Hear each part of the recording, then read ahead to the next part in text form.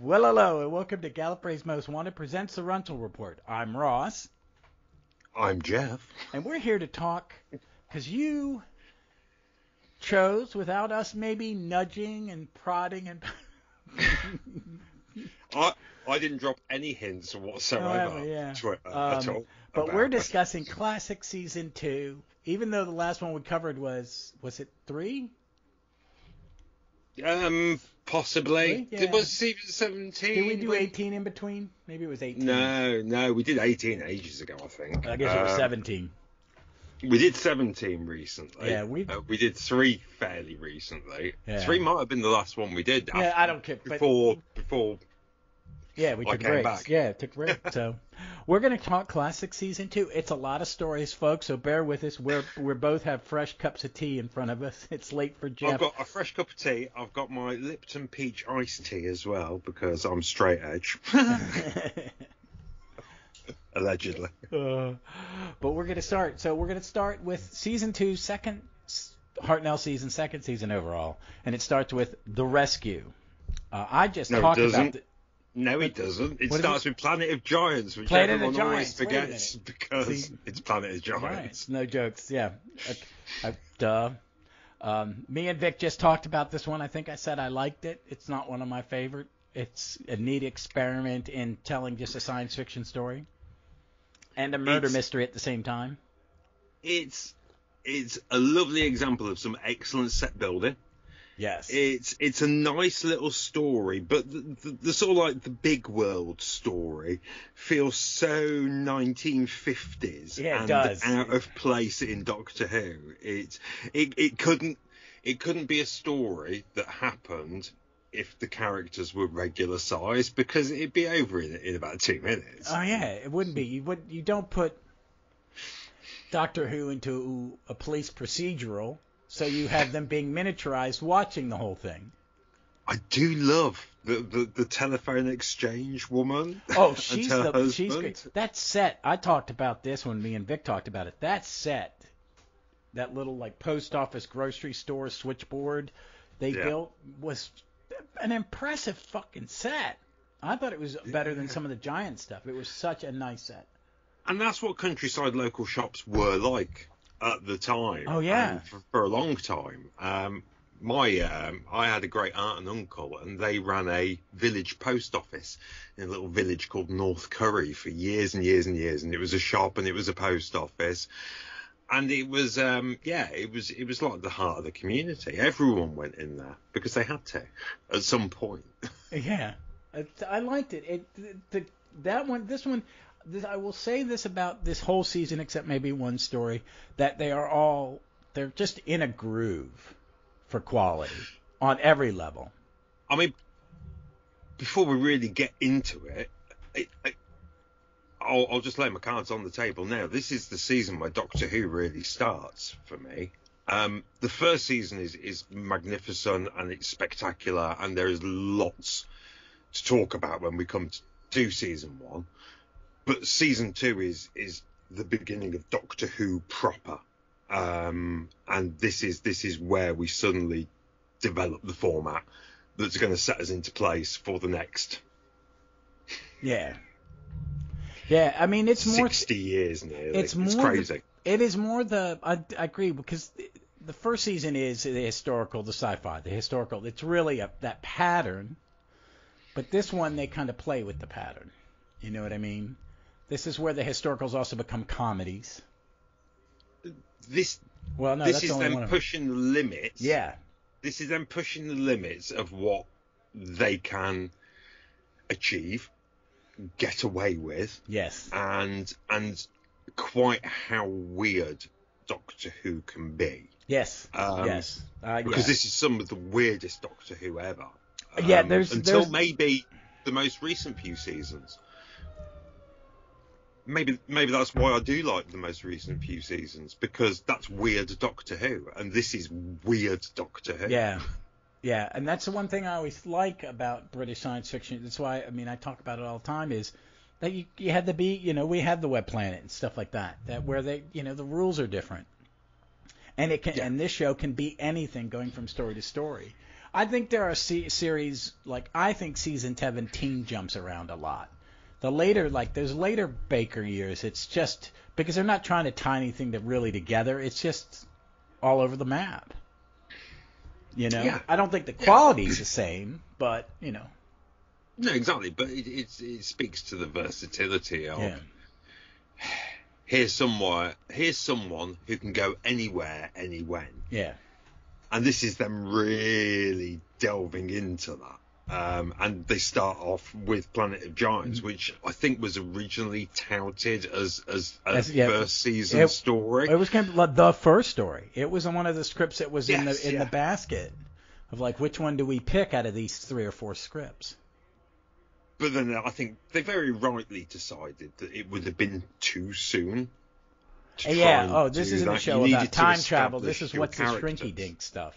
Yeah. It's just trying to show it, you know, we'll start the second season showing we can do other forms of science fiction. Yeah, exactly. Yeah. We can do any of it. So it's a good, but overall it's a good story. I like it. I'm entertained by it.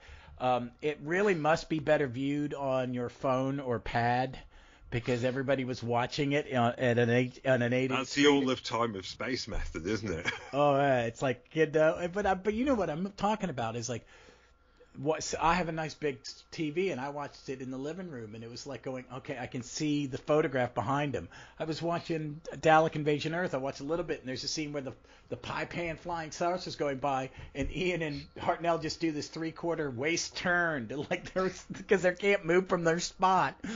It is like they're pantomiming watching something fly over their heads so poorly. But that's the endearing thing about Doctor Who, because pulling a move like that off, no one, I don't care how good an actor you are, no one can really do that convincingly. But what they do is they do it with conviction. And that's what matters. I think Hartnell's laughing. I watched that, man. You know exactly what I'm talking. It's in episode 1 of Dalek Invasion Earth when they're doing it. I think they are both just going, can we do this without fucking laughing? This is the stupidest shit in the world. Yeah. Hitting the BBC bar hard after that, filming that scene. But they probably drank at work. They drank at lunch. Hip flask. Oh my God. So the next up is the Dalek Invasion of Earth. I can watch this. I haven't watched it in a while. I used to watch it all the time. It was kind of my go-to Dalek story for a while. It's never been that for me. It's It's not for me now. I love it. But the Daleks, if I want to watch 60s Hartnell Dalek story, I'll watch the Daleks. Or one we may be discussing in a little while. Yes, exactly. Yeah. Well, I mean, there are. You and me are. This one has 2 good Dalek stories in the season. Yeah, they're both good. I prefer one over the other, and we may discuss that in a few minutes. Dalek Invasion of Earth it's spectacular. Yeah, it's big. And it's big for Doctor Who anytime. And it's our very first quarry in Doctor Who, albeit as a quarry and not an alien planet, but we can forgive it that. It's our first Doctor Who quarry, so we're setting the precedent early. Yeah. It's got a lot going for it. It's just... it's so bleak. And I know people like dark and bleak Doctor Who. And I'm A-okay with that. That's fine. But this one is relentlessly bleak. It is definitely. That's kind of one thing I like about it, because it is representative of what Nation really wanted to get across, being a child of the war. Yes. It is. Yeah. I mean, you can see this is him showing you, this is what happens if we lost the war. Yeah. So I find it it fits being in British television at that time. It's because that is a huge theme in your television. Oh yeah, absolutely. See, there's that post-war. I can't believe we got away with this. Your shit got dark, and we started doing westerns because we were heroes. I'm not joking. We decided the men came back and they wanted escapism. You know, a tired generation of men went and did horrible things and saw horrible things, and they came back and they wanted to be entertained. Your guys came back and had to rebuild a country. Yes. Yeah. So rebuild a country and rebuild the people of the country as well. Yeah, so see though that's why I kind of when I watch it I do have that this could only be made by Englishmen. This is something Americans couldn't do. It would have been flashy. It is bleak, and I think there are times where I tend to like the earlier Dalek stories because I think they're just. I think other times we're just getting Terry Nation knocking out the same script in a different setting and in a differently entertaining way. I mean, I like them all. By the time we get to the 70s, the stories are safer. Yeah, they're more monster of the week Doctor Who stories with the Daleks in, and less big Dalek stories. Where most of the early black and white Dalek stories, they're Dalek stories, and the Doctor is there. All epic. They're my God! All incredibly long. You don't get a 4-part Dalek story in the 60s. No, you Forget that. No, it's 2 months. This is a 2 to 3 month investment, and it's going to have good cliffhangers. Mm-hmm. David Whittaker gets hold of them. You know what I mean? And does wonderful stuff. And Nation, for my part, I think Whittaker writes Daleks better than Nation did anyway. Yeah. The Daleks. I mean, Nation's stories are so cynical and bleak and just really. He's got a lot of consistent themes that run through his stories. And there's nothing wrong with that as a writer because he is someone that lived through wartime Great Britain. Yeah. And it had to be a sort of catharsis for him. You got it right. You write what you know. And Gene Roddenberry was a bombardier pilot and created Star Trek. He's a vet. He saw, they talk about post-traumatic stress for pilots. Yeah. Being really worse because they don't know how many they've killed. They don't see the person they kill, and the people they're finding that with the drone pilots because you don't want to send a man in there to drop the bomb. You just send in the bomb, but there's still a guy controlling it. Yeah. So, I mean, I think that's kind of what it's kind of going on in these stories. It's just it's his post-traumatic stress, and the great writer, Roddenberry looked to a more optimistic and hopeful view of where humanity could go from I don't want to say we're good at it, but Americans believe in the happy ending. Yeah. We do. Whereas Nation went for we were so close to losing, let's imagine what would have happened. Don't forget. It's the thing that's happening now that people are forgetting, and then something happens, and we are going, and some of us that were going, wait a minute, don't forget. This is what you forget, and that's what he's telling, and exactly. And those scenes of the Daleks trundling around a deserted London, which I find the labor camp stuff very and the two women intense. that turn them in. Without a compunction, he doesn't make them go, please forgive me. Nowadays, it would be, I don't know why I'm doing it. I'm so sorry. They would make you want some ask for forgiveness. Yeah. And Nation's showing you, no. No, these people will sell you out. People will do what they do. For a tin of beans. People did what they did to survive. And he just felt like, and like you said, they're epic. That one's 6 episodes. The first one's 7 episodes. None of them are under 6. And they're full. I will say this. I joke about him later in the 70s for being, and because his own friends busted his ass about it. But you're selling the same script over and over again, Terry. I appreciate it. It was good, but we bought it twice. Can I have a new one? That's, I get that. But these first 2 years, 3 years, I don't make fun of them. I dog him for Keys of Marinus, but I'm not going to dog him for any of these. There isn't really a bad Dalek story from the 60s. No. I don't think you get a mediocre, and you don't have a bad one. No. For me, until half of Destiny of the Daleks annoys me, and the other half is passable. But that's me. Destiny of the Daleks is incredible. Hang on. We've had this conversation. We have had this conversation. But this is the great but this is his I think this is Nation's masterpiece. This is his great Dalek story. For me. It's not my favorite. Yeah, because Dalek Master Plan isn't All Nation. No, and and it Spooner. couldn't have been All Nation. No. Spooner added some of the best stuff. The back end of that's fun.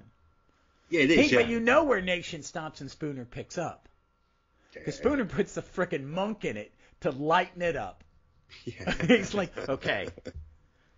If the kids this haven't has been slit their own wrists, leak for another 6 weeks. I can't take any more. Nation, you depressing bastard. Yeah, because you can tell where he leaves. It's just boom. The monk's in it.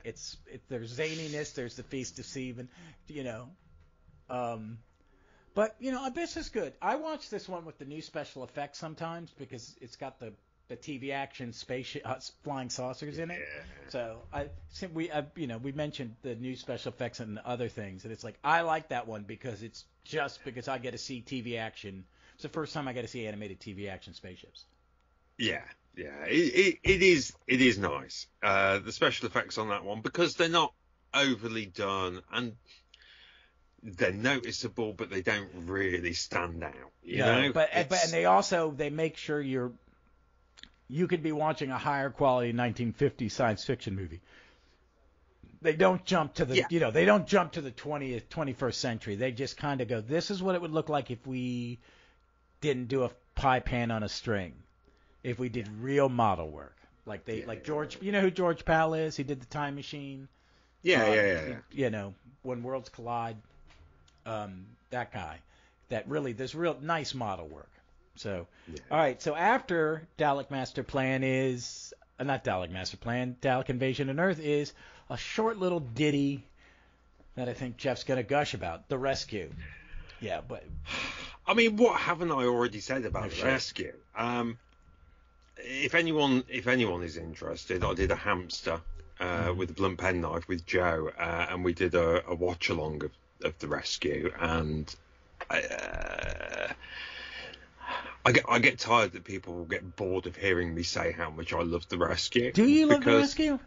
I do love The Rescue. It's a top 10 story for me. It's probably my instant comfort Doctor Who story. I think it does a lot of important things. And I think between The Rescue and the tail end of Dalek Invasion of Earth, you actually see the Doctor become the main character in his TV program. Yes, I will agree with that 100%. Because he takes the lead. He does. There's a moment, and there are times later on where Steven is asked to carry some of that weight. But always at the behest of the Doctor. Yes, the Doctor is giving him the instruction. And they know. But it's very subtle, but it definitely becomes more the show about him. And the introduction of Vicky is so important because I think the next 10 or 12 stories and why this season is so good and the first half of the next season is so good is Maureen O'Brien. We haven't even talked about Susan leaving it. Okay, it's the first time. Yeah, we do. Well, let's back up. You're right. It's my God, that's horrible. We're great Doctor Who fans, we are. No, because we've had these conversations so many times, with many different people, and we've talked about Susan leaving and the impact that has on the Doctor. The fact that the Doctor at the start of The Rescue is clearly exhibiting signs of depression because he sleeps through the TARDIS landing. That is a depression. That is a depression-induced sleep. That is. He's mourning the loss of his granddaughter. And again, that's another thing pushing the Doctor to the fore because he's the first real character to get the character development. Yeah. Oh, and because in any other show, like let's use the Avengers, so both sides of the ocean will get this reference. Anna Blackman leaves. Dinah Riggs comes in. It's still basically the same damn show. Is the chemistry different? Yes. Are the two women totally different characters? Yes. Are they fully formed? Yes. For 1960s women on television, they're incredibly well formed. but it's the same damn show. Yeah, yeah. We see with the changing of Vicky and the Doctor, that relationship changed completely. And it's not just because the chemistry is different, but it's also that the character of the Doctor has grown. And we've seen over that first season, and they make a point at the end of the season saying we started as strangers, we're friends now. Yeah, yeah. So what you said is right. 2 is where they get to play. Season 2 is, okay, the Doctor and his traveling companions who all love each other have a series of adventures, which becomes the formula for every season after it. You know? Yeah. And every once in a while you'll get a character, they try to add something and it works or it doesn't work. You know what I mean? Yeah. But the change with him and Vicky is it's kind of the change in reverse when you go from John to Tom with Sarah Jane. Sarah Jane's great with John. Yeah. But Sarah Jane and Tom is a different thing. Yeah. You know what I mean? And you get, which is the great thing of the show is that change. Vicky is a more sympathetic character than Susan is, and Vicky she's better written character. More. Yeah, I want to say that she is consistently written. The whole point with Susan is we don't know her.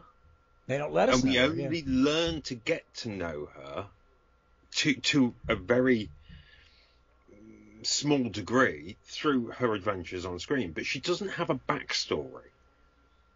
Yeah. She's the Doctor's granddaughter, and they've run away from There's their still a house. mystery. Yeah, she's got the mystery. She's got the same mystery the Doctor She's has. the unearthly child. Yeah. Whereas Vicky is a very earthly child. She might be a child from the future, but she's a very earthly child, and she's a human child who we recognise and can attach to. Initially, Ian and Barbara were those figures, but for the younger kids, who else is there but Susan? Susan's a bit weird. And a lot of kids would be like, oh, she's a bit strange. Yeah, you wouldn't be my friend. Vicky, that's a creepy girl in the back of the class. What? Yeah. Vicky isn't. She's the girl next door. And everyone just wants to give her a big hug because she's had such a rough time of it. And you see that automatically with the Doctor and with Hartnell. You just basically just... They're both hurt. When the story starts, they're both hurting. Yeah. They've both lost someone. And they're looking for someone. And that's why I like what happens in the next story with them. Yes, yeah. You know what I mean? Fact that it's those two that have their adventure together. Yes. And they have a really nice zany. bonding. It's and it's fun. Yeah, we'll skip. Well, Jeff and me, I do love The Rescue. I think it is one of my favorite Doctor Who stories. Because it is just, the 2-part, there's no fat, you know? Right. Bullet points. It's atmospheric. It's got some really nice set design in it. It's got some nice model work in it. Yeah. Ray Barrett is flipping amazing. I think he gives a great performance. And if you can, watch it and try and forget everything you know about it and just try and watch it. Oh, I watched it. I pulled it off the shelf a couple months ago just to watch it. I think it was right after I listened to your Blunt Penknife. I had to pop it back. You guys are great. And then I watched it and went, I love this fucking story. It's a great story. I think it gets overlooked. It's a 2-parter, which didn't happen very often in the 60s at all. But it is. And they're not. This is the best 2-parter. Yeah, I'm not going to disagree with that. Some of the other ones aren't that good. I mean, if we look at Peter Davison's 2-parters, there's Black Orchid, which is a bit of a Marmite story nowadays. But I love The Awakening. I love The Awakening. I can't stand The King's Demon. I think it's terrible. I quite like King's Demons. It's so medieval. I love medieval. I don't get there's jousting. I know. I do too, but I just and the alien, the ginger wig and beard. looks like a cat. A cat had fucking shat on him. I don't know what it was. It's the worst makeup. We'll move on. The next story is, I think, one of my favorite historicals. Of all, I mean, I laugh all the time. I love this one. It would be one of my favourite historicals, and there is a lot that I love about the Romans. But all the Sex Pest Benny Hill stuff really gets under my skin. Oh, Nero? It irritates me rigidly. It's always Barbara. It's the same happens in Keys of Marinus with flipping Vasil. Well, that guy, that's rapier. Okay. Yeah, that's a lot rapier. This one's a lot. That's way more rapier. Because I watched that this last time and went, okay, I can't. That's uncomfortable. Nero has intent.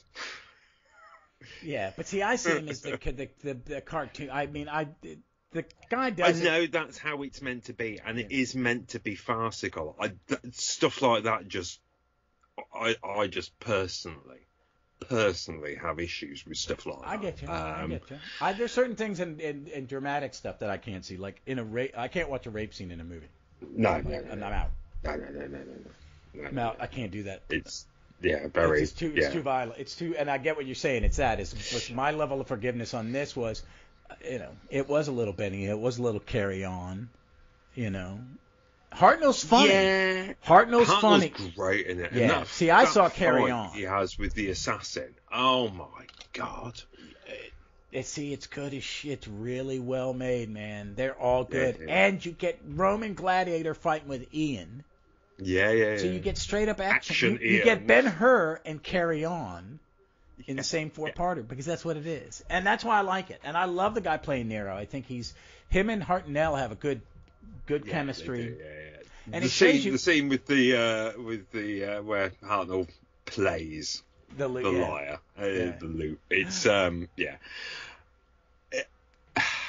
It is the comedy historical that gets the balance right. Yeah.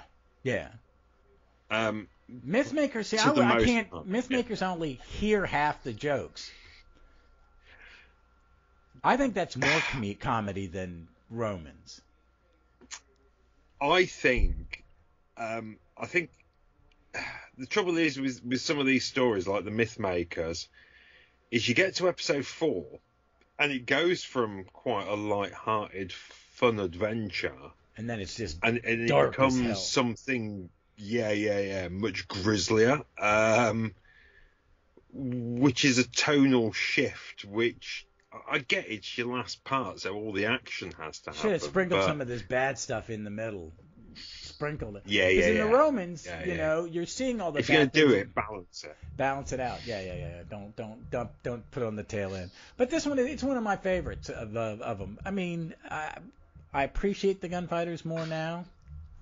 The post-coital Ian and Barbara is always a joy to see. I was listening to someone's podcast and they were saying that this person said, it's just they were in the latest All Time in Space. Matt Barber was saying, busting J.R. Southol's chops, who wasn't there, that he doesn't believe Ian and Barbara ever had sex, and I went, yeah, they did. It's not inferred. There's a definite lightness in the way Barbara's sort of walking, and Ian's got that very laid back. Smoking a cigarette. Those actors are making that. Those actors made a choice, and it still reads 50 years, 60 years later. The original Who ship. There you go. Barbarian. We're all about it. Oh my God. So which one's next? This is where I forget the order. This is now the best story of the season after the rescue. What? The Web Planet. Oh, God, I love this one so much. Bring it on. I don't give a shit. Anybody, just, I love it from beginning. And it's not like I've not gushed about the Web Planet every chance I get, because it's like the rescue to you. It is a comfort one. I will put this sucker in and just sit down and have a blast. Yeah. It's just... Yeah. The bee suits. Did you see that picture Vic shared on Twitter? They went on a yard sale and there was a bee costume with wings, and Brennan, my goddaughter, had this bee helmet and wings on. Oh, I think I did see that, actually. Yeah, that's Brennan. That's my goddaughter. That's Rick's kid. Oh, my God. Oh, my God. Someone had a Mothra cough, had a Vortis cough.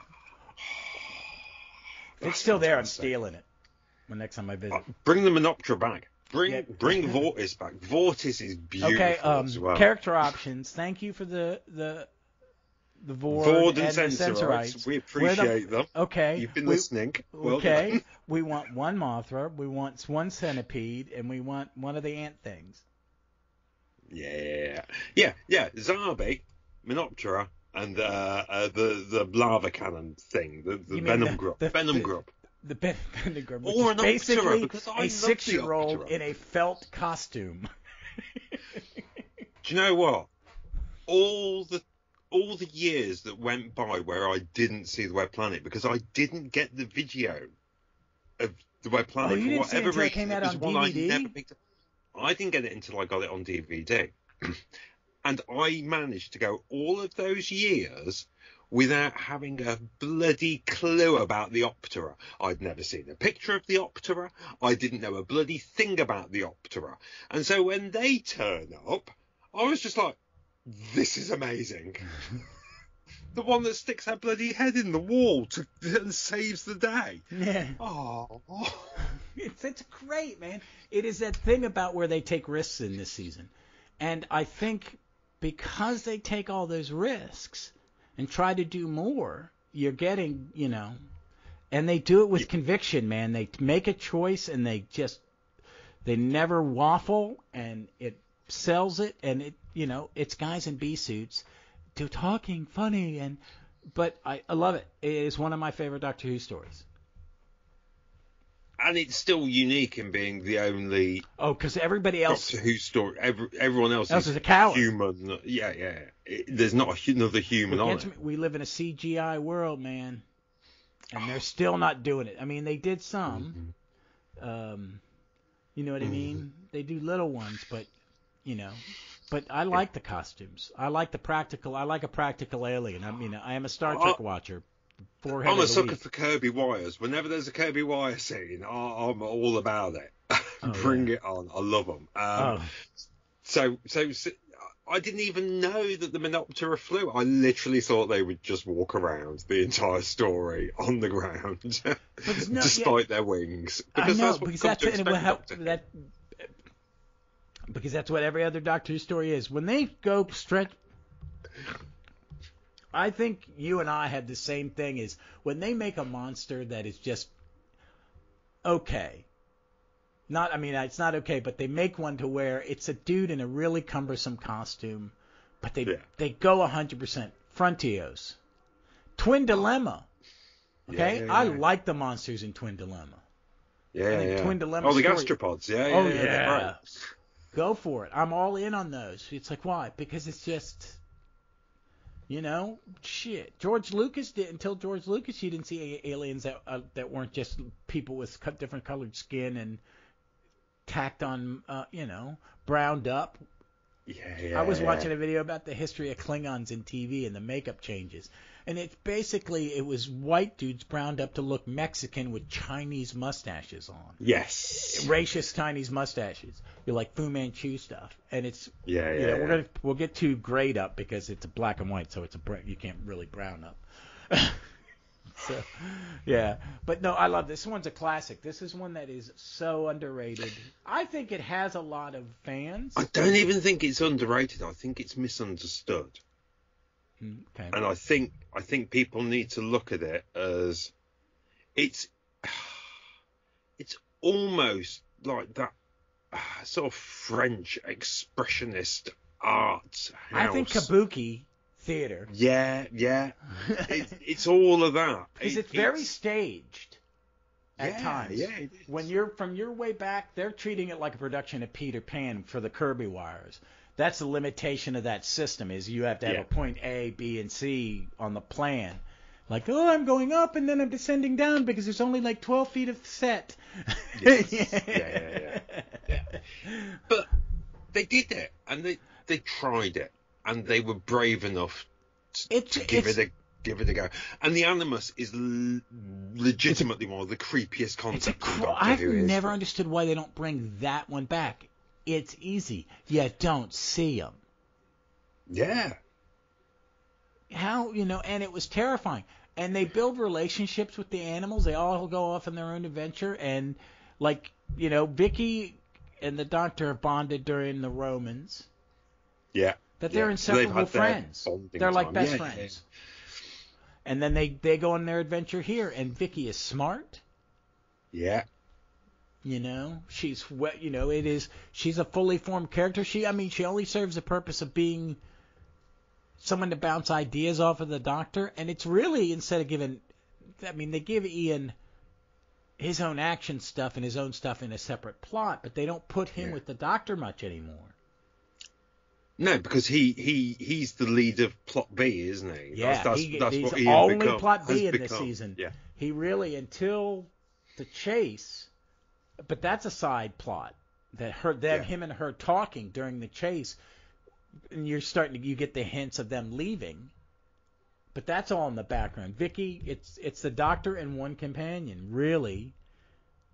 Yeah, you're beginning to see, and I imagine from this, there were reasons that they wouldn't go to the Doctor and one companion for a long time, and that's having older Doctors.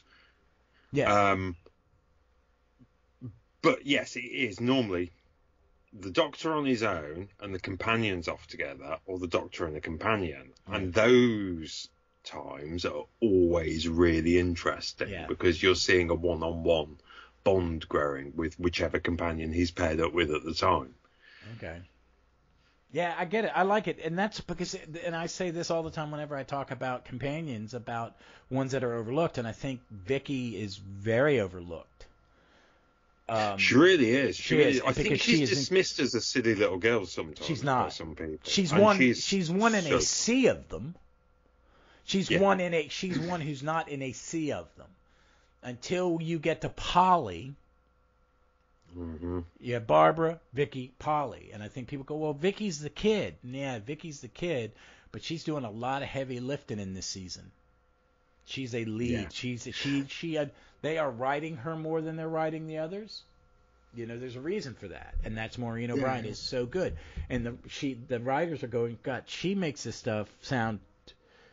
Carol, no, I'm not blaming Carol Ann because she got scripts that were all over the place. But Vicky I think Maureen O'Brien bent scripts to her will. Well, I'm going to say it this way because Vicky would say it this way, and I don't care what you wrote. Yes. Yeah, I'm gonna say your line, but I ain't gonna. I see your intent, which is bad, or I think she just made the script her own, and she made the character her own. And I think it's force of will, because are these scripts that much better than the other ones?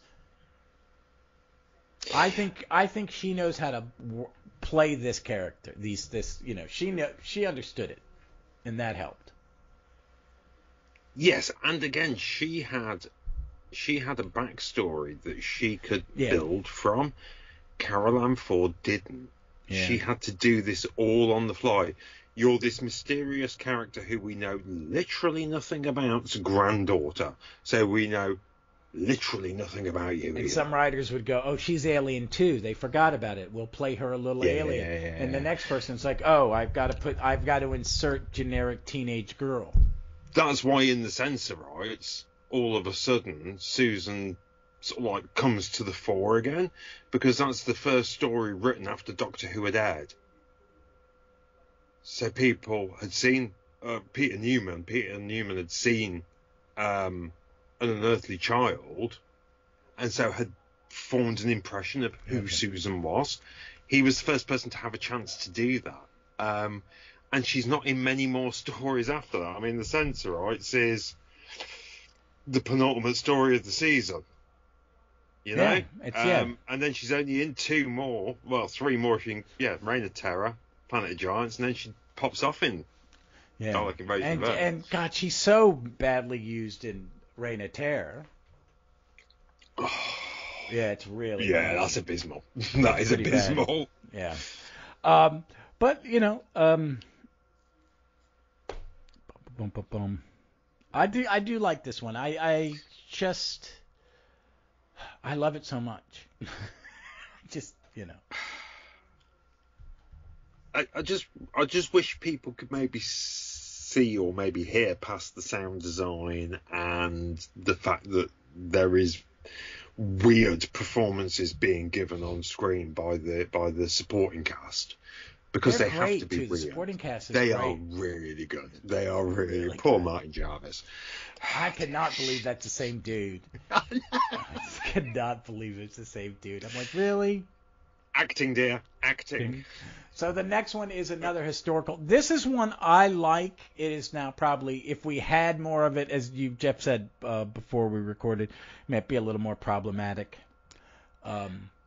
Because of the browning up. It's browning up, But last time we spoke, we talked about this, didn't we? Yeah. Because we knew we wanted to talk about this season. I think this one is historically, it's not accurate. The stuff about Richard's not accurate. The stuff about Saladin is pretty accurate. He was forward thinking and he didn't want to fight,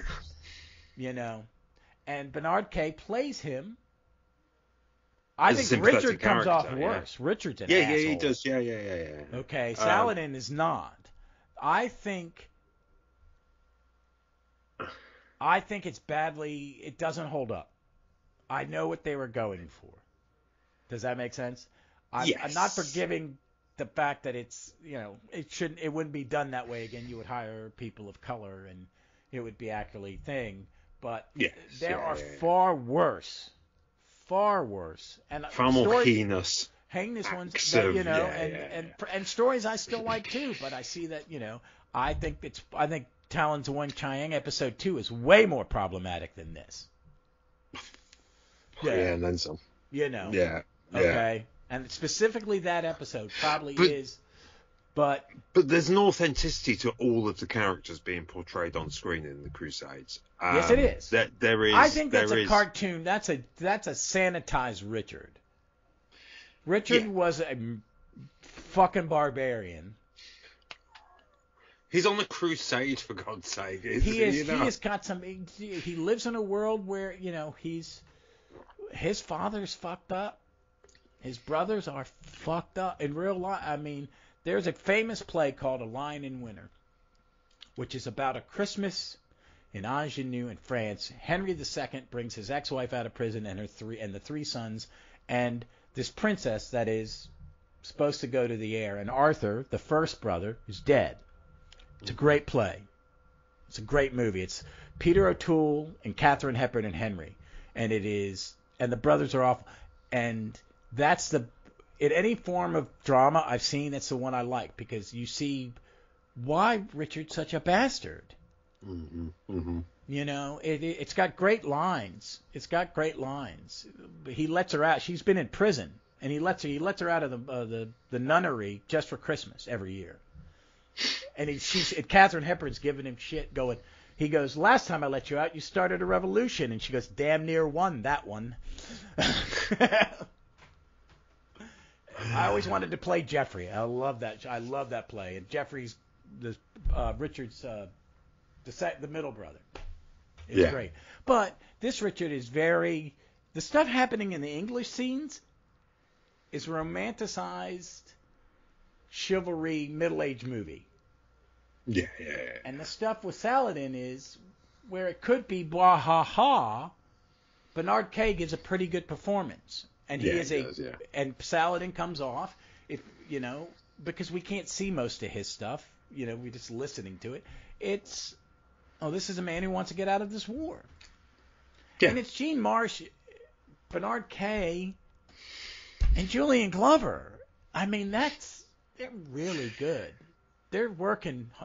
Gene and Julian are doing pretty good with pretty bad stuff to do. Yeah. It's probably one of the heaviest loaded for actual real acting heavyweight talent. Oh my God.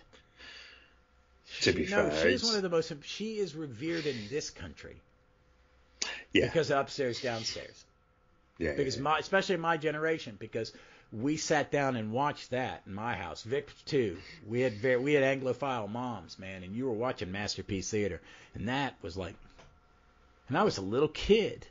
It's like 8 or 9 or something. Yeah, but that is the best thing about the Crusade is the acting. And I think the best acting in it is the guest cast. And Vicky and Bill are great. They are. They always are. Yeah. Poor But Vicky they're doing the light comedy. Yeah. Yeah, absolutely. But it's always done so well with those two. They just vibe and bounce off each other in such a lovely way. It's crazy, actually. It is. It's like what I'm thinking about. The British Puss stuff, like, who wrote, like, Ivanhoe and shit? That Scott. Walter Scott. I think it's Walter Scott. Yeah. Walter Scott. It's like one of those. That's what you're seeing in those scenes. Yeah. Yeah, it's very much that Ivanhoe and Peach. My brother Huey made me watch that crap, and I like it, little bastard. Watching Ivanhoe with Robert Wagner as the lead. I'm like, you're kidding me. Yeah. Whatever. So next up is the Space Museum. Oh man. The first 20 minutes of part one, magnificent. Part 1 is magnificent. It's really intriguing, trippy sci-fi. Yeah, and you're looking and you're waiting. What are they going to do next? Shit the bed. Well, there are moments. This is a story where you have to seize the moments and just appreciate certain little things. Hartnell in his interrogation is phenomenal. It is. Okay, he's next level, good fun stuff. Vicky with the computer. Vicky leading the revolution. It's I love Vicky. I can't not love Vicky. Ian having what is basically a small nervous breakdown is great fun. My favourite scene though is when Hartnell is so pleased with himself for hiding inside the Dalek. And he's chuckling and he's chuckling and he's chuckling to himself as he's walking away right into getting captured. Because he's too busy being pleased with himself. And I love that. Okay. There's a light. If that's what we're talking to, there's a lot of comedy in this season. There is. They take time to make sure there's funny bits in every story, which is good writing. They're making up for the relentless bleakness of Dalek Invasion of Earth, aren't they? For the rest of the season. There's definitely a light. It's after Verity. We owe these guys something. It's really, this is Spooner. Isn't it? No, that's the end of next season. This is still Verity and Irvington. Hang on. No, this is Verity. Yeah, Verity's producing it, yeah. And who's the script editor? Glyn Jones was the writer, and it's... is it Whitaker's the script editor? I think Whitaker's still the script editor, isn't he? Oh, no, he's left by now, hasn't he? And it's Dennis Spooner, isn't it? Yeah, I think it is, yeah. That's the lightness. That's the light touch. Yeah, script editor Dennis Spooner. Yeah. That's what it is. He's got a nice light touch. Yeah, he does. Yeah. And there's a lot of fun. He's the one in Dalek Master Plan that halfway through went, oh Jesus, my God! I'm gonna put some laughs in this sucker. Oh crap! Where's the monk? Is Peter still available? We're bashing Dalek Master Plan, and Mark, we love it as much as you do, but it is two totally different parts. No, we're not bashing Dalek Master Plan per se. We're bashing how bleak Terry Nation is as a human being. It is. Then he went on to work on MacGyver, which I just... That's bizarre. Yeah, it That's is. So bizarre. So the next one is... So we're into what is actually my favorite of the black and white, I think, Dalek stories. Oh, your favorite? Interesting. It is. I think it is. It is the one I will watch quicker than the others. It's easy Power to watch, Power isn't of the it? Daleks is all animated. Evil of the Daleks is all animated. I watch those for totally different reasons now. Yeah. Do I think they're a better script? Yes. I think Power of the Daleks and Evil of the Daleks are better scripts than The Chase. Oh, the better stories, yeah, definitely. Yeah. They're better stories. But I find The Chase so entertaining. The fish people in the desert that talk like they're underwater, I love them. I love it. I love every bit The planet that used to be an ocean planet called Iridius, but is now an arid desert planet. I suspect they may have regretted their naming choices. This is the other side of Terry Nation, though, isn't it? This is Terry Nation writing the other story that he really likes, which is the mission story, which is the epic adventure. It's the road movie. It's his road movies. Yeah. It's his series. Yeah, because he does it with Keys. Yeah, he does it with The Chase. Good. And then he does it again with Dalek Master Plan. The only one I dislike is the first one. I love Keys and Marinus. I hate Keys and Marinus is pretty high on my list of favourite. The first episode and the last episode I like. I like the courtroom drama. The courtroom drama is great, and Fiona Walker as the villainess in that last episode. She's great. The last couple of episodes. The rapey guy in the cave really. Yeah. And the posh people that see and they're really walking around in dirty clothes and stuff like that. Oh, I love Sabitha. And the brains in the jar. Okay, that's a science fiction thing that you have to check off. Brains in jar. Yeah, okay, we've done that again. One. Very 50s. Doctor Who. Oh, they did it in a Star Trek in 1968, man. Where Kirk's a gladiator. He does the whole episode with no shirt on. Like, I've seen pictures. They use that music in The Simpsons all the time. Do they? And the aliens go battle. When the squid aliens. Their names are Klingon names, and when they say "I bet you 14 Quatlus" comes directly from that episode. Oh my god! But I love The Chase. I love it. I like the comedy in the middle. I just love it. It's a great goodbye. It's got the dodgy duplicate. This is before they'd started really ballsing up companion exits. This is the last good one for a while. Yeah, it is, because Vicky's is. You don't really see it. You don't see her saying goodbye to the Doctor. It's one step above Leela's. It's not very good. I think it's a bad exit for her. I think it's a bad exit for Vicky. Yeah. It should have been more. The Doctor there should have been a scene.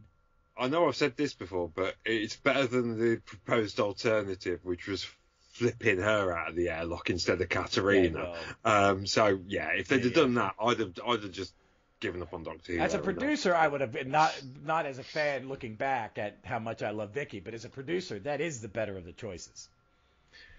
It gotta hurt. You gotta make it hurt. But this is a kid show, and that's why they didn't do it. If this was an adult show, you'd kill the kid to make everybody feel bad. Let's stick someone in that you've literally had about 3 episodes to get to know. Poor Adrian Hill. Oh no, it's rude. That's what it is. It's rude. And me and Vic each, and that's when we rate companions. It's 5, 4, 3. Throw them out the airlock.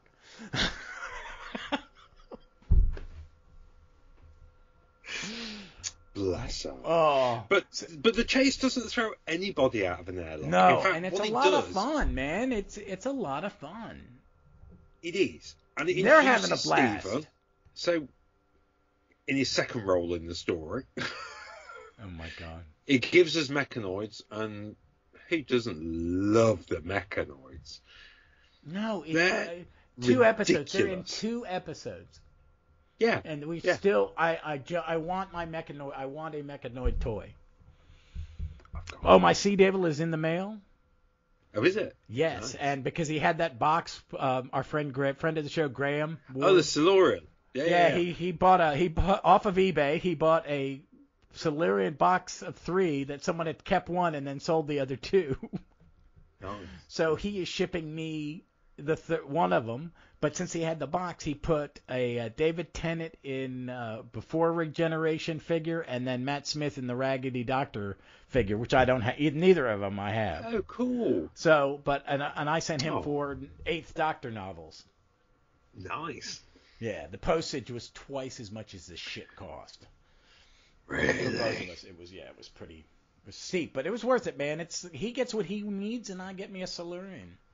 And I get a Raggedy Doctor. I'm a Matt Smith guy. I should have the Raggedy Doctor. So. But I just, the thing that I've realized I only have 2 Colin Bakers. Yeah, I've got the blue one, and I've got the one that came in the... Did the blue one come in one of the sets 11 of Doctor a set? 13? Yeah. The blue one came in that set. So I don't have him I have him with the yellow tie. I don't have the blue tie. Well, I've got him in the blue outfit. Well, I've got the blue outfit and the yellow tie, but there are only 3 of them, and then him in the Regeneration one. I think. Colin Baker figure isn't tall enough. No, he's not. He should be like Capaldi's, shouldn't he? He's not a short guy. He's taller than me. Is he taller than Davison? I think they're about the same height. So that's 6'2". Yeah. Before shrinking. Yeah. They're shrinking. If I'm shrinking at 57, they're shrinking. My wife likes to go, "You're shrinking, John." Yeah.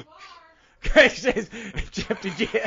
I don't know if the mic picked it up, because my wife went, "Because you are." Yeah, you are. But no, Graham was nice enough to do that. But bless him. I don't know what that. We love Graham. We do. Friend of the podcast. He's a friend of all my podcasts. As the cool kids say. Nice. But I like this one. It's great. But I want to talk about the next one, because the next one is. You want to talk about this is your favorite story, isn't it? It is my favorite. It is one of my favorite stories. It is one of my absolute comfort ones. I love this story. It is fucking perfect. It ticks all the boxes for me. It builds a companion. I like Steven as a companion. I think he is underrated. I think he is dismissed sometimes, and it bugs me. It's like he does a lot of heavy lifting for the next year and a half. And he is great with Vicky, and he is great with Hartnell. This story is great. The Viking stuff with the Doctor, you love the stuff with. What's the actress who plays the woman? She was in. Alethea Charlton. She's amazing in this. Peter Butterworth is amazing in this. I love the monk. I love the monk in every incarnation, especially the last 2 in Big Finish. But I like Peter Butterworth. Yeah. It's a lot of fun, man. It is so much better to end your season on this one than you do Reign of Terror, the season before. This is how you end a season of Doctor Who in the old days, with a new companion and a new adventure starting. It's always better when the companion leaves one story before the end, or when the new one's introduced, because I like those endings. I think Planet of Fire works because it does that. It's very season 18 as well, yeah. They do it with Turlough Tegan Turlough and hands it off to Perry. Adric come in, Romana and K9 leave. Yep. Then Nyssa and Tegan turn up in Legopolis and Keeper of Traken. Although Nyssa doesn't join the TARDIS in Keeper of Traken, but they realized that would be a good idea, and they put her in it. But I love this one. I think this one's a lot of fun. And it's directed by Douglas Camfield, and it's written by Dennis Spooner. Do you know the thing that blew my mind seeing this for the first time? My dad got this and The Rescue taped off.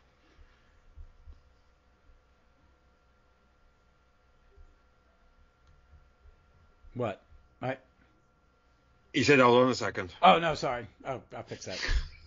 I thought you were showing me something, and I had the screen with the list of things up, so I'll fix this. My dad got this taped off UK Gold for me, this and The Rescue, and the thing that blew my mind most watching this was the sky in the background, that like rear projection sky that's just moving, and I was like, that's amazing because you're clearly indoors, but I can see the sky. And I'd have been. Maybe this explains why I love Vicky so much. I would have been about 14 when I saw these for the first time, I think, and gills had become a thing. Hey, man, I was 14 and I saw Sarah Jane for the first time. Well, there you go. That's it. Life over, mate. Yeah, it's a little bit. Yeah, but I love that. I think this one's. I think it is an. It gets love. I mean, it's a well-regarded story, isn't it? It's a very well-regarded story, I think. I think people. I think people are a bit up and down about the monk, or the meddler.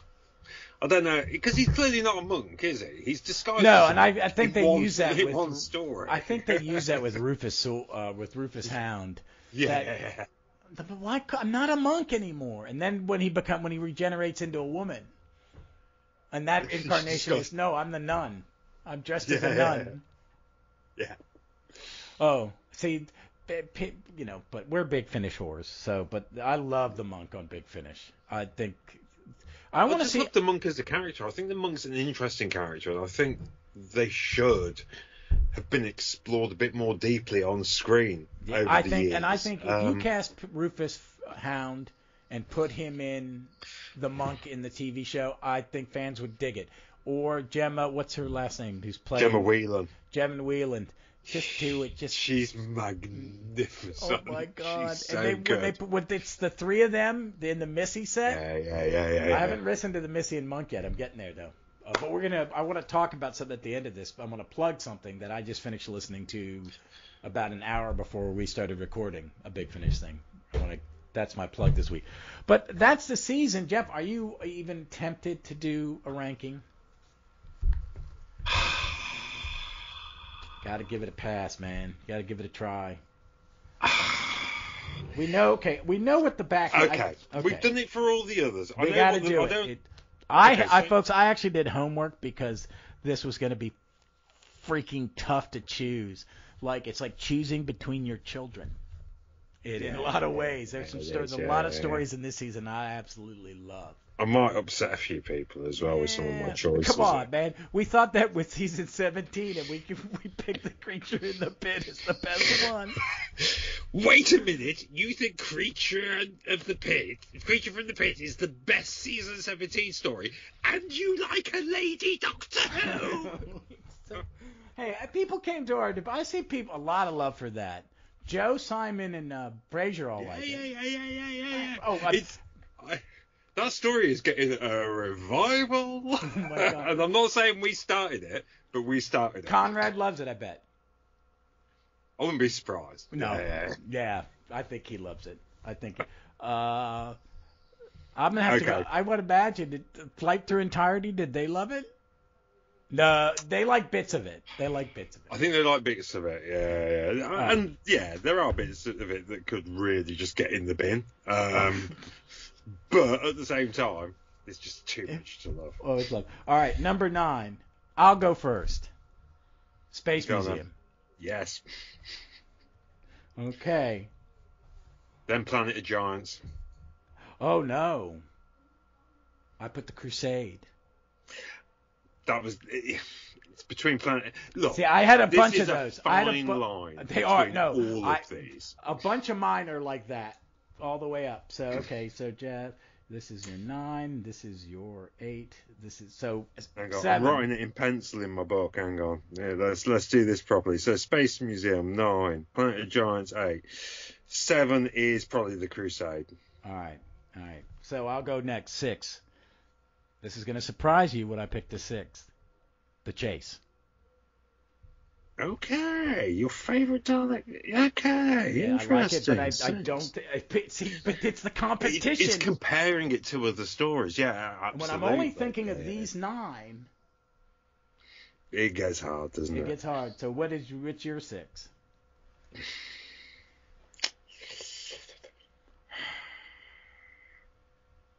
It's the Romans. Ooh. That's cool. I get that. The middle was the hardest. The middle 4. Yeah. So this is your 6, and my chase was my 6. Okay, my 5.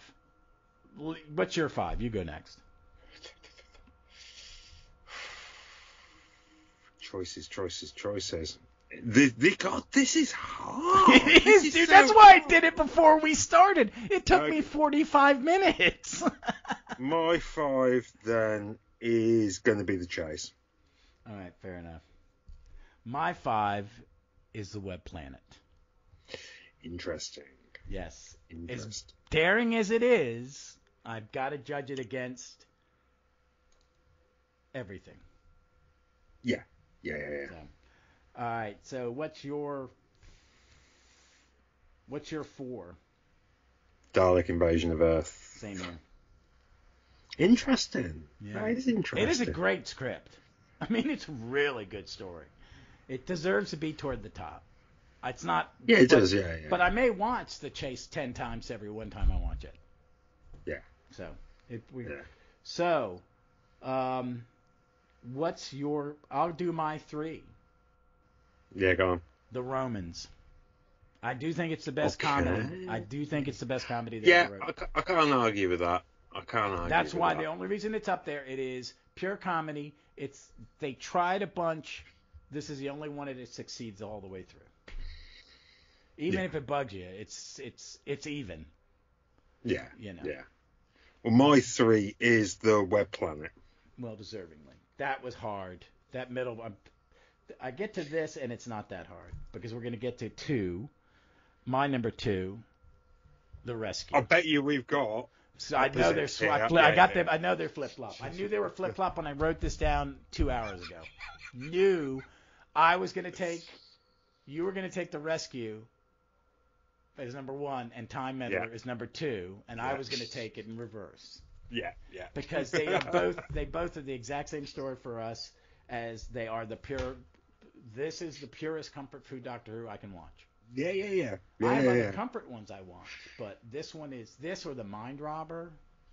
Ow! And I just got attacked by a monkey, little bitch.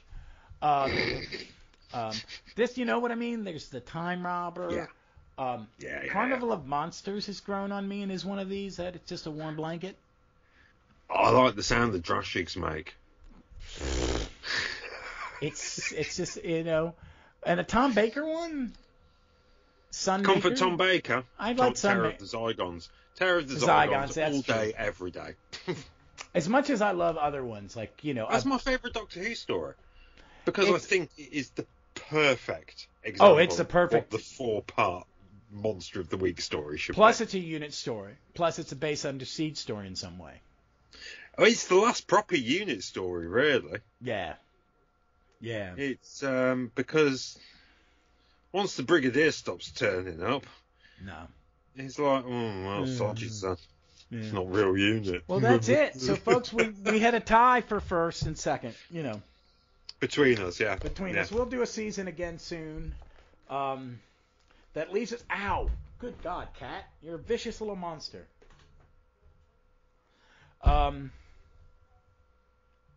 That's this season.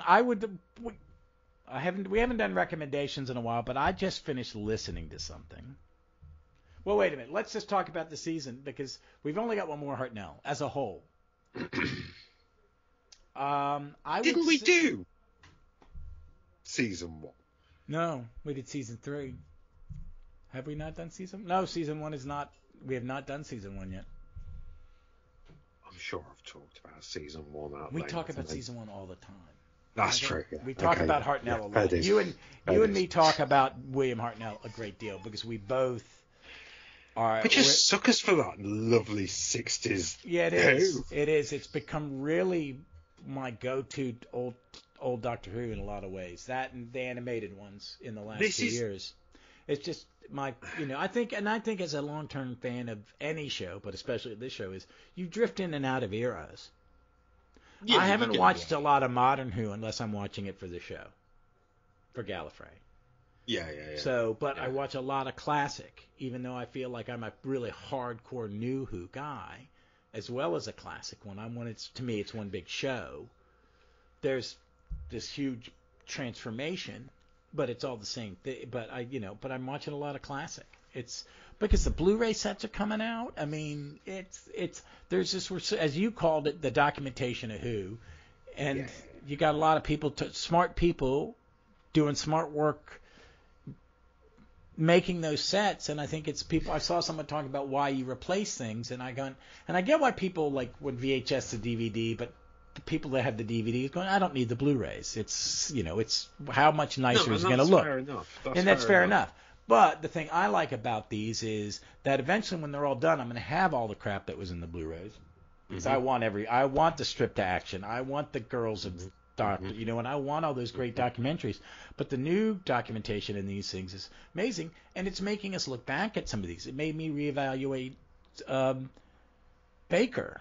I mean, you were singing the praises of Season 18. I was like, I kind of get what he says. Yeah. And then I bought the Blu-ray set, and I watched it all and went, whoa. That's a really good season of Doctor Who. It's a very special season of Doctor Who. It is. Not just because it was my first. It is. It is a well-made season. It is I've given this to Cy Hart, I think. I know what you. Math magical. It is. It's amazing. I like it. I wish Christopher Meadman had done another season. Yeah, really I do. Yeah, he did a really good job as script editor because he was why he got along with Nathan Turner is he said I'm going to do this, and Nathan Turner went okay and let him do his thing. And that's why he has good seasons when he has a script editor that he leaves alone. But I'm glad he didn't leave Sayward alone. Because it would have been bleaker. Sayward channeling is in a nation. Yeah. But I would think if I had to pick three, this is a comfort season of Who because you can watch every story in this. This, Season 7, and... Yeah, okay. I'm glad you said that because Season 7, if I'm going to pick a Pertwee season to rewatch, it's 7. I'm sorry. It's 25 episodes. 26 episodes? 25 episodes of just great Doctor 25. Who and great science fiction. Yeah. It is very 19. I like that. It's hard sci-fi. It's proper sci-fi. It's sci-fi you can get It's why I like British sci-fi. It is all of that. It's why I like Triffids and stuff like that. I love it. Yeah. It's very much Quatermass. I mean, hell, I love a Quatermass fan. It's that I want that stuff. I want the science guy. I want the odd alien, and I want the sympathetic officer who's a bit of a prat. 3 comfort seasons of Doctor Who. Okay, so Season 2, Season 7.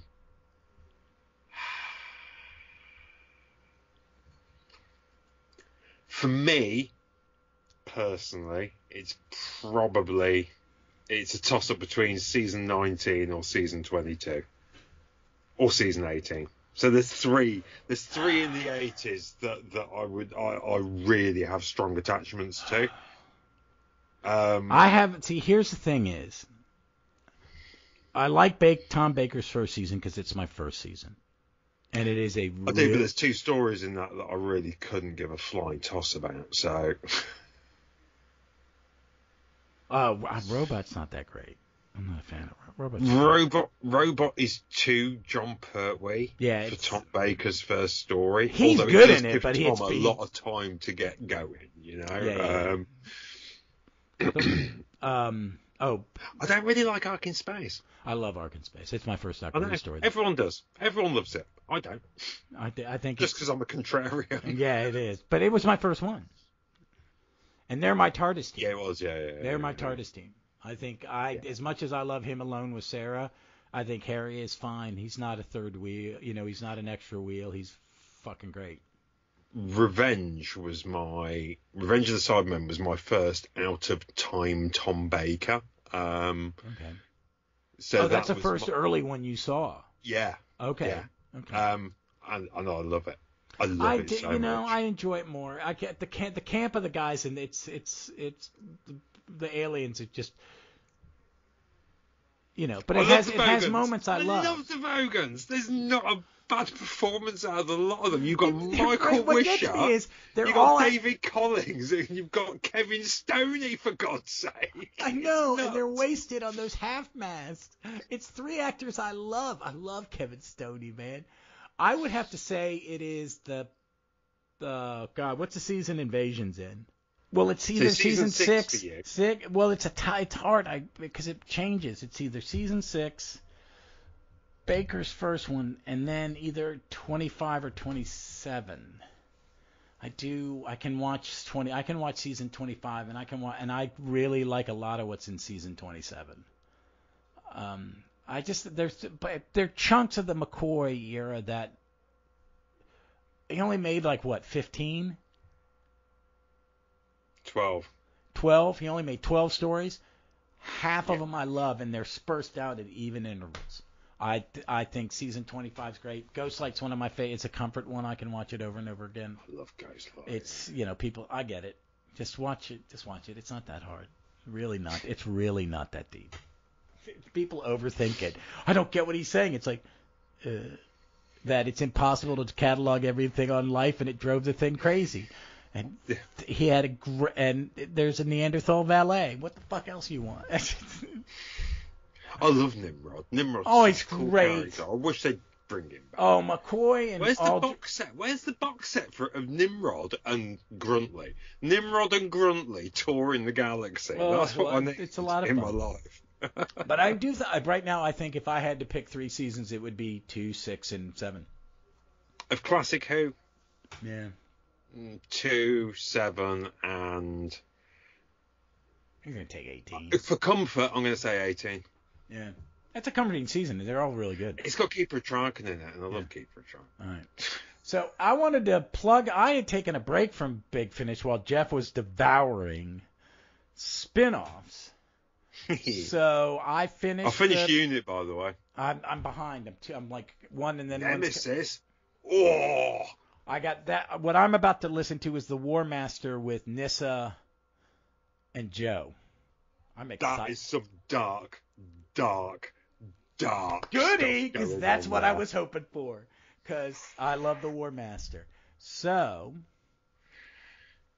I want to talk about I just listened to 2 books. The two books, audiobooks. I haven't listened to Matthew Waterhouse. I may jump to that. I cannot sing the praises of the Annihilators high enough, except that I thought Scourge of the Cybermen was a masterpiece. Scourge of the Cybermen is excellent. I want to say this, and I'm going to tag John Coleshaw. You can read any book to me. I will listen to any book on tape you do, because I've listened to the 5 Doctors and this, and I didn't think I could get a better reading on a Doctor Who audio than your 5 Doctors. But the Annihilators, every character was a separate character, male or female. Scourge, not Annihilators. Sorry, Annihilators I love, but Annihilators somebody else. That's good. That's actually got actors in it. Well, you know what I mean. It's a kind of cast. This is just one man, 8 hours. Even his Sarah is on point. It's really good. You say that. She says things like Sarah, but Simon Gurrier writes things like Sarah. Yeah. Man, he captured season 11. Yeah, he does. He captured their chemistry. And he puts a little sliver of something toward the end that tells you where this one goes. Yeah. It is worth 8 hours of your time. It took me about 3 days to listen to it on my way to work. I stopped listening to any other podcasts. I just couldn't, and I did both of those books back to back. It's great fun, isn't it? They're amazing. I think it's my I'm favorite. loving these audio novels that are coming out now. Yeah, I'm gonna get to. I was about to go to the one Matthew Waterhouse wrote, and I'm really looking forward to it. But I saw that the next one was a War Master with Nyssa and Joe, and I went, I'm going to go down this dark hole because it's always fun. Yes, it is. He's amazing. He's amazing. Yeah, he is. Hey, I haven't asked you, did you listen to the Eric Roberts master set? Yeah, I did. Yeah. I wrote a review for it, actually, for someone. I really enjoyed it. I liked it. There was good parts. I'm a fan of the Chase Masterson because I loved her in Deep Space Nine. She had a huge part. I don't know who that is. That's Salvatore, the assassin, the female assassin who's chasing him. Still no idea. Oh, right, okay, yeah. In the story, that's who she plays. But Chase Masterson, all she's famous for is playing a character on Deep Space Nine. She was a waitress in the bar on the space station, and she was in love with one of the Ferengi. But mostly there for comic relief. All sorts. Okay.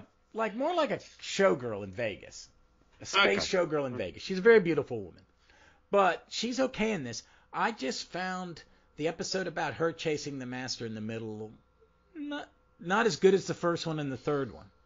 It doesn't really elevate the Master in any way. It just makes him come off as a bit of a capitalist. See, I like him better in the first and the third. He's a little more vicious in the first and the third stories. And he was so good in the Master set where the scene where he makes he's gone into his own past and done something horrible to himself that he's lived through. It's so Masterish. It is the ultimate Master thing. I'm going to traumatize myself, and I know it happened to me in my past. It's like, you sick bastard. Okay, I just I wanted to know what you thought of it. I like him as the Master. I mean, I like him as the Master. Yeah. I think Big Finish has found they watched the movie more than I did in 1996. Well, that's the word. I think Big Finish is giving him stuff that you and me like. That's kind of it. That's it. But that's folks, check out the books, the audio books. I think maybe after I've listened to Matthew Waterhouse, maybe we'll do an episode about the audiobook format. That'd be quite good for fun, actually, because there's some good ones. And looks like there's going to be some more interesting stuff coming up from Big Finish. Yeah. Oh, yeah. I got to play catch up, and I did catch up on Charlie Pollard. It's good, isn't it? I want Guy the Gorilla. And after the War Master, is Robot 4 out? Yeah, I think so. All right, then that's the only one I need to listen to. So have I done all the robots? Yeah, I've done all the robots. Yeah, they just announced 5 comes out in May, so they're doing 2 more sets. Well, yeah, because David Collins must have died just after finishing recording these. Because he's in 4. Because the last one I listened to was the one with most of the story is him and Pamela Salem. I don't know if he's going to be in. He's not in 5 or 6. I know he's not. 5 or 6, yeah. Is Pam Salem? I presume Pam Salem is. Because. Oh yeah. Because they did. Kind of steps up towards the end of the last set. Yeah, see, so. I've only got to the one where you're finding how manipulative she is and how screwed up he is. Oh, that's what I love. Box set 3 was like. Yeah, no. It gets nuts. See, that third box set, I went, I've enjoyed these, and then I went, whoa, this is a bit more. Yeah. It got really dark. Yeah, it does. Yeah. It got really dark. It's great. And it's got Liv. I mean, I love Liv. Liv's one of my favorite companions. So, Liv's great. Yeah. So we have to figure out what we're going to listen to next. The schedule's going to be a little weird. You're going to hear this will be your second Runcible report, and then it'll be a Gallifrey's, and then I don't know, because me and Vic are doing 2 weekends in a row, but she's got to take a break off, and then I'm doing a staycation. But I may record podcasts as long as I'm not going to work. I'm taking a week off of work, folks. I'm going to turn my phone off from a Friday afternoon to a first thing Monday morning for 9 days. Nice. Yep. As people go, what are you going to do? If you drive through the museum district of the city of Richmond in Virginia, you may see me walking around in my PJs in a bathrobe drinking. You're going full Lebowski. No, I can't do that. I can't drink anymore. I'm being good. No drinky. Not even White Russians, no? Oof, God, no. That milk and liquor. Oh, what a... No, a Bailey's and coffee Bailey's. It's like... liquor and milk? What, you out of your mind?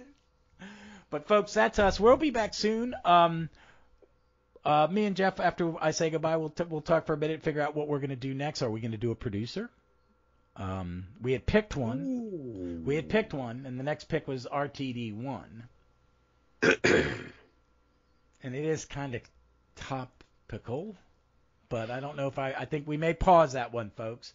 I think I kind of want to. I'm not ready to talk that. I'm not talking Future Who. I don't want to get into a conversation about Future Who until Jodie's gone. Yeah, no. I don't. No, I'm I'm not ready. And I'm not sure I'm ever going to accept that she's ever actually gone. I do my own mental speculation, and I may share it from time to time with one or two people, but I didn't do it when it was Moffat taking over, and I really didn't do it when Chibnall, other than, wow, he picked a woman, this is going to be, you know what I mean? Yeah. But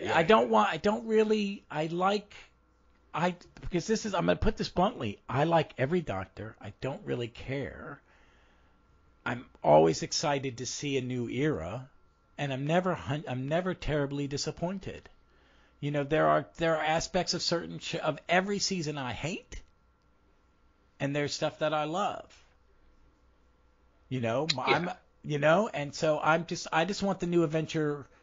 Once she's done and we know who the next Doctor is, I'll start to do a little brain thing. But this is also a whole new way to make Who, too. So, I mean, it's a huge change. I don't want to speculate. I want to let them do. I want to be surprised. Does that make sense? There's a lot said for being surprised. And it's why I love the Chibnall era. Something with expectations or ideas about what you would like it to be. I don't care. And just let it be whatever it is. That's exactly. It's like I listened to the Untitled Star Trek podcast with Nathan and Joe. Okay, yeah. Nathan is a huge Star Trek Discovery fan, as am I. Joe is a big Deep Space Nine fan, as am I. They don't kind of agree. Well, I think Nathan likes Deep Space, but there's this thing about new Who, old Who, new Trek, old Trek, Kurtzman Trek, as they call the modern shows. Yeah. They're totally different things, but the same. And there's something I like about both of them. And I don't really care. I like what I've loved the most, I think, in some ways, of the Chibnall era is I was surprised. Story-wise. He didn't let stuff out. That there was. Whoa. I loved that. I love how tight-lipped it's all been. Yeah. I like the tight-lipped. Davies is going to be.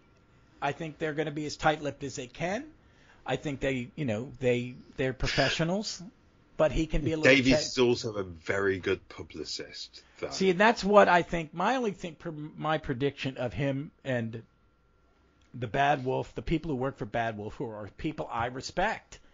You know, I have a great deal of respect for Julie Gardner and Jane Chanter, and I have a lot of respect for Phil Collison. You know, they did a masterful job bringing it back. It may not be. I find Tenet a little. That's not my era. I like it. You know what I mean? And I think it's important. I think it's amazing. But they're professionals. But the one thing I know that they believe in is spin-offs. They believe in what Fellini and Favreau are doing at Star Wars. We don't only have to tell Doctor Who stories. I don't want to see Torchwood back in any form, with or without an actor. I think it died badly, and you've already screwed it up. The American version was terrible. I can't even say anything nice about it. I enjoyed most of the other stuff, but you have other characters that you could do. I said this before, that maybe you will help find the money to do more animation. Would I like to see a unit, maybe a special? Let's see what you can do with, because Jeff, you like unit on audio, right? I have come to really appreciate it. Yeah. So there's things. Davies is a big Finnish fan. There are things. Well, he's just done. I mean, what is it? Mind of the Hodiak? I haven't heard it. Is that what it's called? Well, no, it's not come out yet. It hasn't come out yet. But it's about to come out. His script for a Colin Baker story written when he was all those kid, years right? ago. Young, in his 20s. Yeah. As an adult. Well, yeah, it's. I'm looking forward to all that.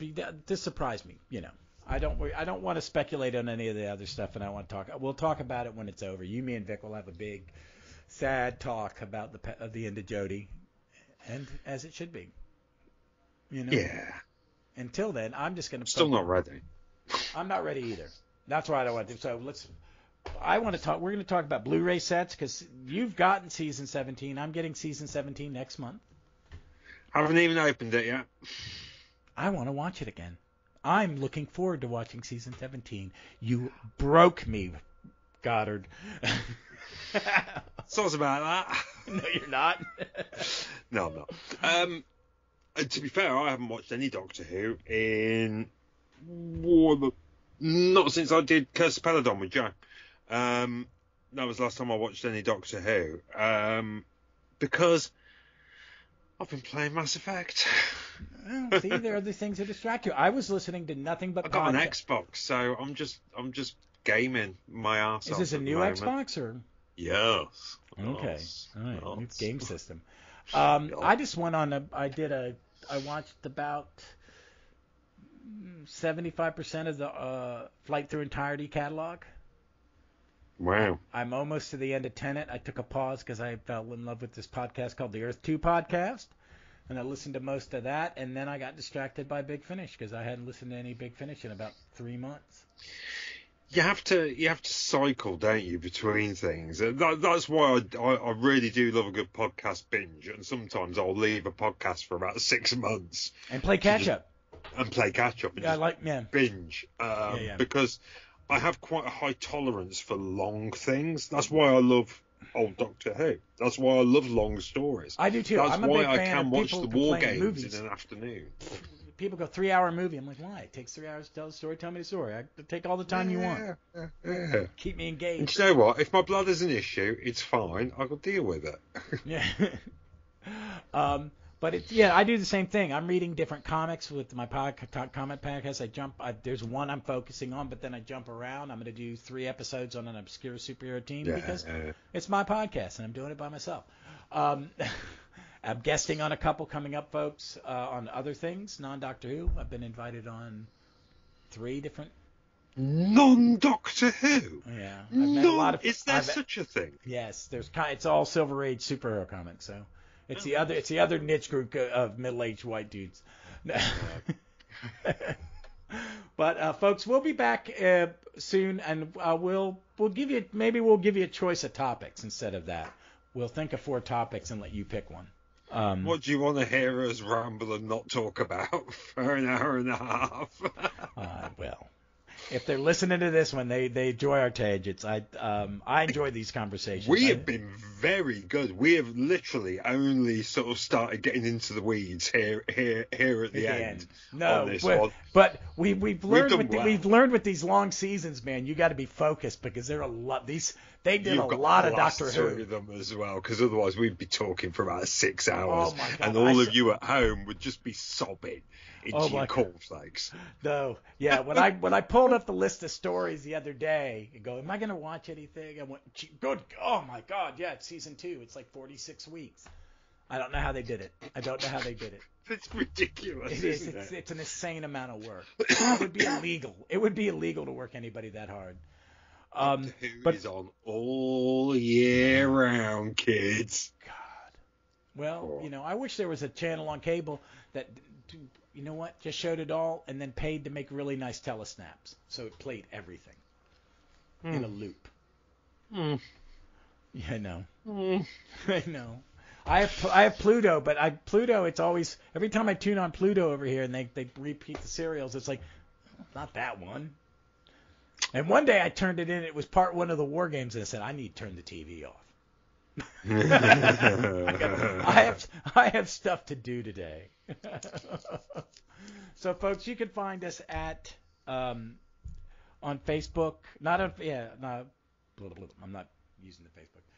Folks, you can find us at Gallifrey's MW Pod on Twitter or at Runcible Report, and then you'll see mine and Jeff tweeting via that, and all the wonderful people that we just talked about, Flight Through Entirety. Check out their stuff, Earth 2 podcast. There's a lot of good Doctor Who stuff out there. Go try some Big Finish, folks. Definitely try the audiobooks, the War Master, and the new Charlie set. It was nice to hear 8 and Charlie together again and having a good time. Yeah. It was nice. But until we see you again, we look forward to seeing you somewhere in time or space. All right. Not too bad. We'll have to edit some, but won't kill me. Not much. No. It's not that bad. I just got a clip. I think I'll end up having 3 files. That's all. It's easy. Easy peasy. I had to edit more on that last one because we talked about shit. We didn't want to talk about Dreyfus. And then, hey, look, we talked. And then Conrad's news. What's Conrad's news? About season 2. Oh, is that Conrad knew it was season 2? It was Conrad who told me, yeah. We didn't mention it. We did really well. We did, because I was like, it's gonna pop up, and then it didn't even pop up. No, I'm just until it's announced, I'm not even thinking. It'll be Christmas before I get it. So if you guys, when's Colin Baker's the one coming out for you guys? This month, hopefully, right? Hopefully this or next month, yeah. Yeah. So we're gonna get that 4 months after you guys get it. Wow. It's all right. I got enough Doctor Who. Not too long. It's not too long. We're getting the nice new bookshelves, and I'm getting rid of my dresser and going to store my clothes a different way, and we're going to move one of the 2 bookshelves in the living room into my room. Okay. And then this new bookshelf will get my hardbacks will probably still live out here, and then some of the softbacks will go in my room. But I'll get a bookshelf, and I think with all these shelves, I can have one that is just all my Doctor Who's instead of stacked. Yeah. I would like to see all the spines. Yeah, I'm that nerd. Yeah. And then I can put figures in front of them. Yeah. Mm-hmm. I have one where one of my shelves. It's the Third Doctor and his 2 companions, Mike Mills of REM and Elvis Costello Simpsons figures. Ken gave me years ago. Wicked. It is. They look like Simpson characters. All right, man. It's late there. You go get some sleep. Yeah. I was up at R5 this morning. This will go up Saturday, maybe Sunday, because there's a Comic-Con here in town, and Leslie's taking me to it very nicely. And nice. Jenna Coleman's there. Really? Yeah. Well, it's one of those ones where it's a lot of people from a lot of different shit. Anime guys. Jeffrey Coombs from Reanimator. Oh, brilliant. And Star Trek Deep Space Nine. And The Frighteners, and so much. I love Jeffrey Coombs. I might get a picture with him. Last time I got a picture with Armin Shimmerman. Armin! I love him. He was very sweet. Very sweet man. Very nice. All right, go get some sleep. Yeah, I'll ping this email over to you. All right, my man. Just in case. Just in case. I think you don't really need it, but just in case. Yep. All right, get some rest. Have a good one. Peace out. See you later. Bye-bye.